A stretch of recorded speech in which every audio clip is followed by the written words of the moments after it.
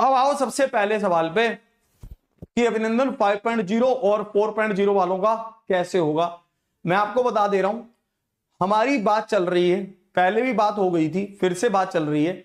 अगर वहां पर पॉसिबल हो पाता है तो वहां पर, अगर वहां पर पॉसिबल नहीं हो पाता तो एक अलग ऐप पर, वहां के लिए भी मैंने पूरी बात कर रखी है। किसी भी तरह की आपको घबराने की कोई बात है नहीं है।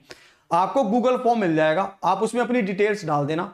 डिटेल्स डालने के बाद जिन्होंने भी बैच ले रखा होगा उनका बैच एक्टिवेट हो जाएगा और उसके 2 दिन बाद आपकी क्लासेस वहां पर शुरू हो जाएंगी।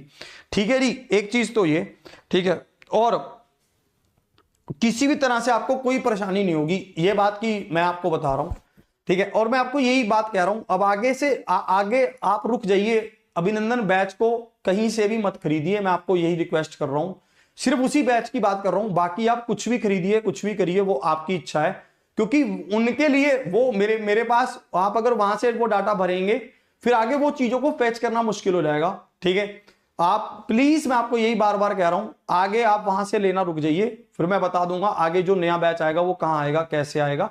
जिन्होंने ले रखा है उनके लिए गूगल फॉर्म आ जाएगा, वो उसको भर देंगे तो हम आगे से जो भी चैप्टर हैं वो वहां से कंटिन्यू कर देंगे।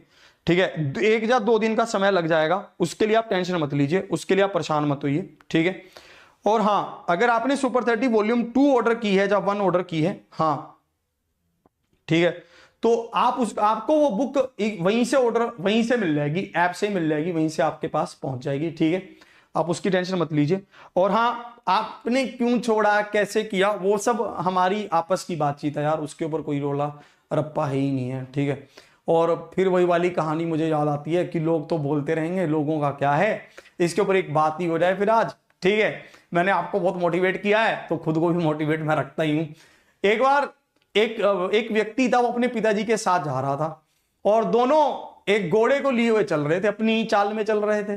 चलते चलते किसी ने कह दिया कि अरे यार कैसे लोग हैं, एक घोड़ा ले घूम रहे हैं और खुद पैदल चल रहे हैं, इनका दिमाग देख ले। तो उन दोनों ने घोड़े की सवारी शुरू कर दी।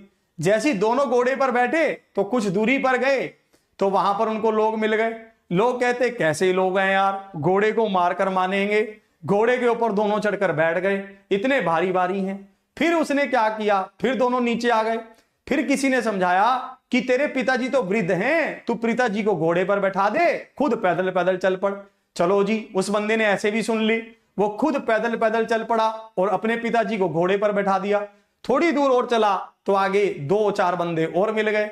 उन्होंने कहा अरे भाई कैसा पिता है तेरा, बेटा तो नीचे पैदल चल रहा है, तू ऊपर घोड़े पर बैठा है, कैसा जमाना आ गया है। अब पिताजी नीचे उतर गए, बेटे को ऊपर बैठा दिया।